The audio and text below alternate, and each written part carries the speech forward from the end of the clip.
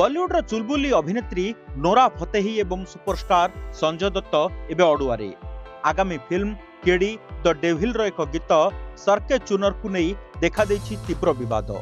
एही गीत रे अश्लीलता एवं असदाचरण थिबा अभियोग करी जातीय महिला कमिशन निज आडू मामला ग्रहण करिसंती एवं संपृक्त कलाकार को समन जारी करिसंती। सरके चुनर गीत रे प्रदर्शित दृश्यगुड़ी को नहीं विभिन्न महल रे आपत्ति उठिथिला।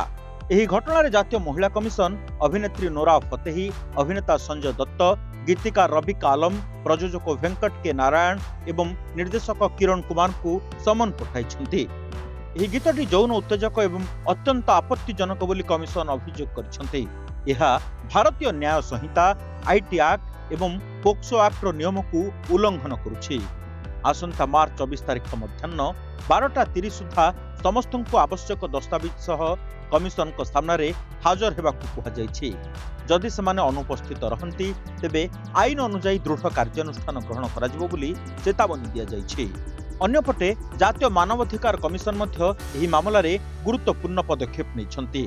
एनएचआरसी पक्षरु सेंसर बोर्ड, आईटी मंत्रालय, सूचना एवं प्रसारण मंत्रालय एवं गूगल इंडिया को नोटिस जारी करा जाइछि। विवाद बढ़िबा परे फिल्म निर्माता माने एही गीत को यूट्यूब रु हटाई दैछंती।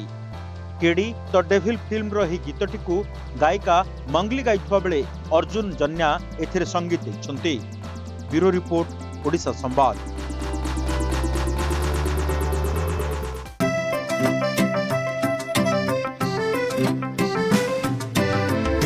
एसजी चाहता है चलो कुछ ऐसा करेंगे,